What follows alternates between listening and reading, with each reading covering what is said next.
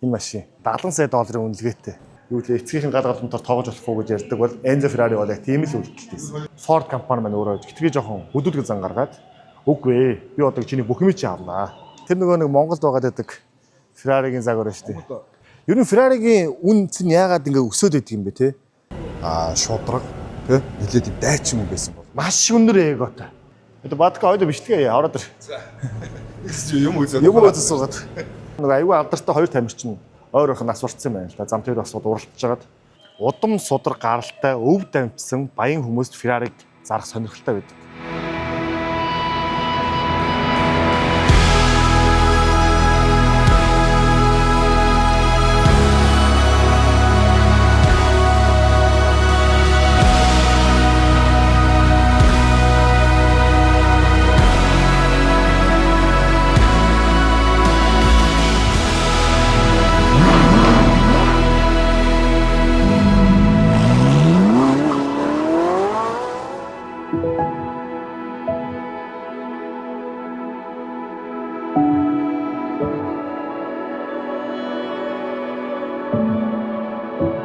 Ferrari-гийн одоо музей дээр ихтэй. Ваа тэрийг ардаа.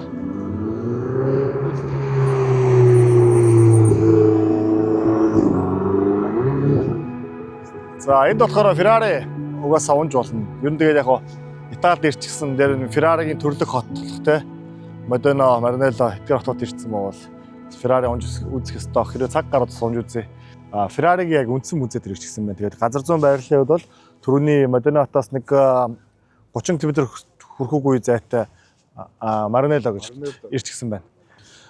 Хүний нэг 38 евро. Тий, хүний нэг 38 евро гэхээр Монгол мөнгөөр 160-70 мянган төгрөгийн зардалтай байдаг юм байна. Тэгээ одоо л бодцоогоор үзцгээе.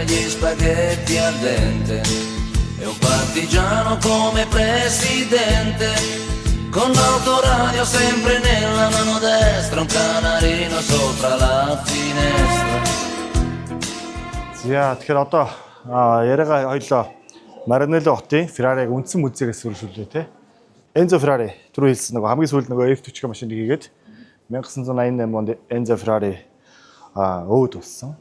Тэнгүүт ямархан үйлчлэл болсон байхаар тухайн үед Fiat компани, Ferrari компани 80% хүртэл хувьцааг багцаа ахиулж худалдаж авч ирсэн байна.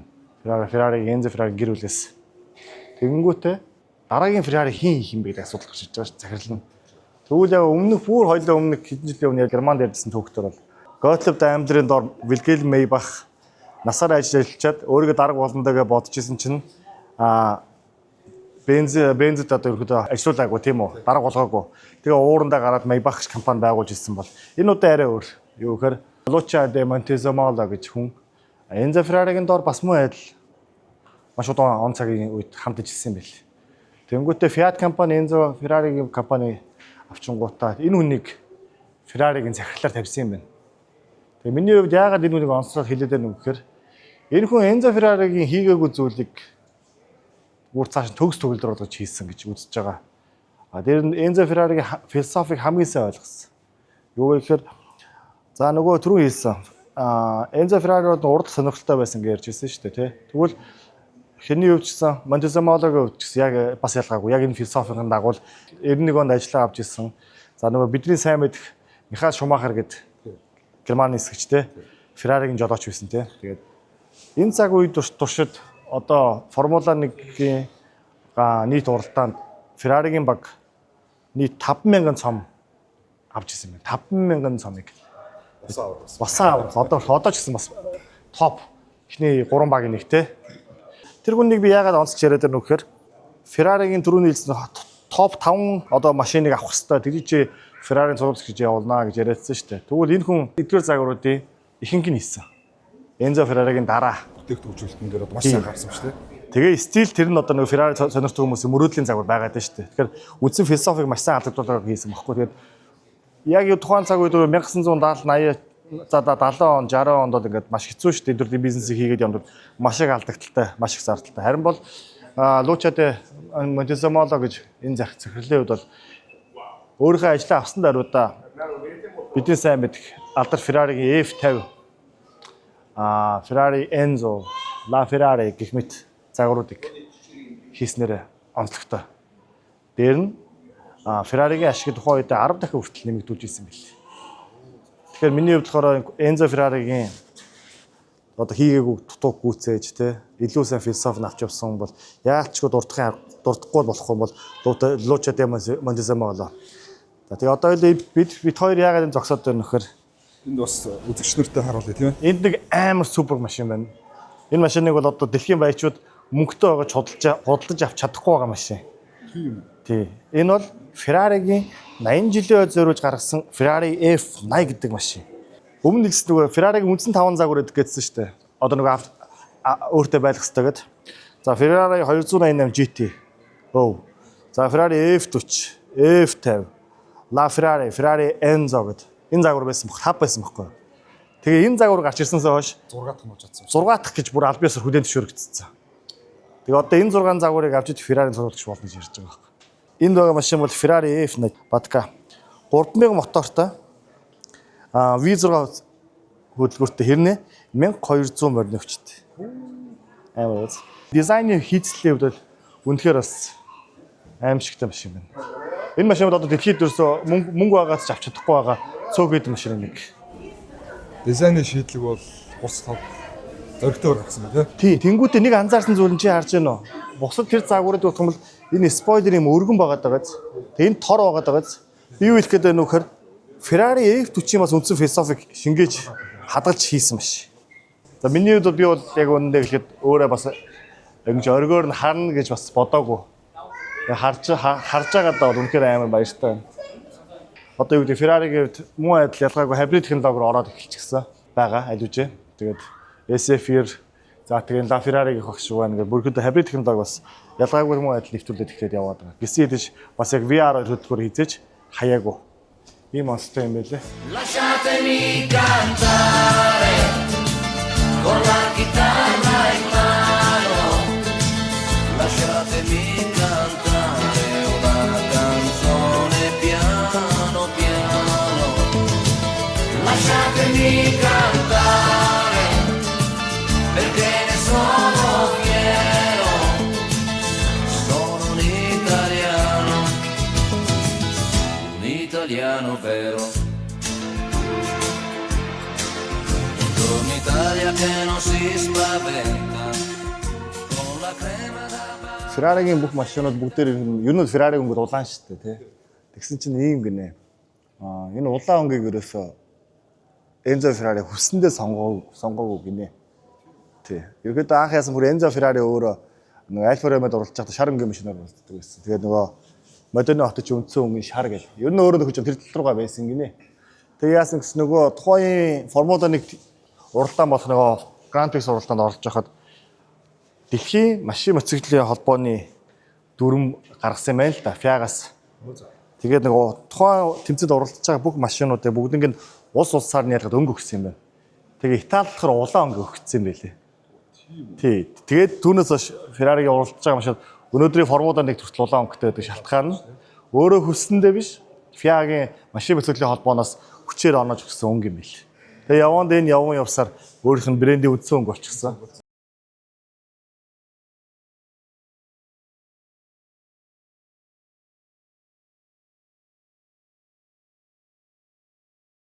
Ferrari компани болоод уралдааны Ferrari баг маань нийт одоо энэ бүх цаг үеийн туршид 5000 гаруй цом одоо өргөжсэн ийм амжилттай. Тэр утгаараа юу гэхээр Ferrari бол амжилтын бэлэг тэмдэг. Аз амжилтын бэлэг тэмдэг гэж үздэг юм байна. Тэгээд бидний ар зогсож байгаа эдгээр машинууд бол бүгдээрээ түрүүний хэлдэг. Enzo Ferrari-г улсын дараа Lucia de Montezemolo гэж хүний хүртэл одоо хүний хийсэн амжилтууд, өргөжлүүлсэн амжилтууд бидний ар зогсож байна. Тэгээд тийм болохоор тэр Ferrari-г амжилттай яваа хүмүүс дэлхийн жишгээр бол бажуудын жишгээд амжилттай хүн бол заавал Ferrari авах хэрэгтэй гэдэг албан бус хэлдэг байдаг байна. Тэгээд энийг харах юм бол сайн мэд бидний сайн мэд нэг Михаил Шумахер ч хүртэл дэлхийн цуврал тэмцээний 5 удаагийн авраг гэж явдаг юм байлээ. Тэгээд би Формула 1 үздэггүүлтэй. Тэгээ миний ойлголтоор бол Льюис Хамилтон, Михаил Шумахер хоёр одоогоор энэ рекордыг эзэмшдэг юм байлээ. Тэгээд энэ Михаил Шумахерыг хүртэл тухайн үед одоо уралдааны баг руугаа аваад явж ирсэн хүн чинь болохоор энэ Lucia de Montezemolo гэж шинэ хүн юм байлээ л дээ. Тэгэхээр тухайн компанийн буюу Ferrari компани философиг хамгийн сайн ойлгож түүний хийгээгүйг хийх буюу энэ уралдааны багийг улам цааш төвлөржүүлж тэгээд дээр нь компанийн ашигыг 10 дахин хийж Ferrari-гийн топ 6 загвар, топ 5 загварын 3-ыг хүртэл хийсэн хүн бол Lucia de Montezemolo бол яг харахгүй Ferrari брендийг заавал дурсах ёстой чухал хүмүүсийн нэг юм байлаа. Тэр этап байгаа бол та заавал бас энэ музейгээр ирээд үзээрэй, сонирхоосоо гэж бодоод бас та бүхэнд харуулах гад энэ хүртэл яваад ирлээ. Ferrari-ийн музейний доод давхарт нь гоё дэлгүүр байхаар наваад ирлээ.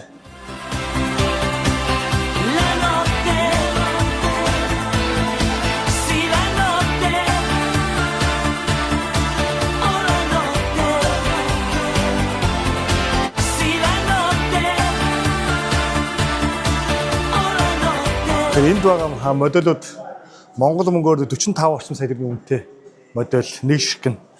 Яагаад юм бэхээр энэ нөгөө компанийн нэр нь Amalgam буюу одоо дэлхийн хамгийн үнэтэй машины модель хийдэг. Тэгээд limited тэгээд моделийн үнэ бас нэмэгдэж идэг тэр компани модель. Тэгээд Amalgam-ы модулууд энэ байдаг юм байна. Манай монголчны модель машины соёлоос аягүй сүүлүүд эрчимтэй өгчөж байгаа. Тэгээд ийм амар загварууд энэ зарагддаг юм байна. Тэгээ Монгол мөнгөөр нэг шиг нэг 45 орчим сая үнэтэй. Нөгөө ажил дээр байгаад өрүүлээд өгсөн машины өрүүл. Шоурум тий. Энэ Ferrari-ийн 7400 евро гинэ. Түрүүний тэр хуучны машин дээрээс өрүүлээ шүү дээ. Жапоны өрт. Энэ болохоор дэлхийн хамгийн үнэтэй моделийн компани бүтээгдэхүүн. Энэ болохоор жинхэнэ шарж байгаа шүү тий. Гэтэ модель одоо эднэр тэгээд түрүүний хэлдэг одоо энэ жишээ нь 100 сая 80 сая үнэтэй модель биш 90 сая төгрөгийн үнэтэй модель. Тэгээд Монгол яг энэ компани яг энэ модельтэй 3 модельтэй хүн байдаг би ямарсан мэднэ. Монголд ямарсан байдаг.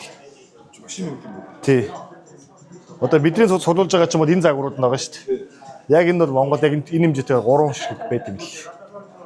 За тэгэхээр Ferrari-гийн Maranello хот дахь хамгийн том үзээг нь үзлээ. Тэгэхээр юу гэдгийг анх 10 настай байхдаа тухайн Формула 1 уралдааныг хараад өөрийнхөө амьдралын зорилгыг тодорхойлоод гэвч мөнгө байхгүй байсан ч гэсэн мөнгө санхүүгээд маш муу байсан ч гэсэн дээр дэлхийн дайн тулаан гэдэг хүн төсөл цаггүй байсан ч гэсэн Enzo Ferrari гэдэг өөрийнхөө зорилгоосоо ерөөсөө ницаагүй тэр тусмаа өөрийнхөө амьдралын зорилгыг бодох зөвхөн би уралдах гэж төрсэн хүн гэдгийн зорилгын төлөө тууштай үнч байсан өнөөдөр ингээд Ferrari-гийн одоо үндсэн философи болж тэгээд өнөөдөр дэлхийн мөнгөтэй хүмүүс одоо юу гэм хүн болгоны мөрөөдлийн машины нэг нь заавал Ferrari байдаг шалтгааныг бий болгож чадсан гэдэг энэ мундаг гайхалтай хэрхмийн музейгээр зочлоо. Тэгээд автартын дугаарыг энэ удаагийн дугаарыг энэ үргээд дуусгая. Тэгээд удахгүй дараагийн дугаараар уулзцгаая.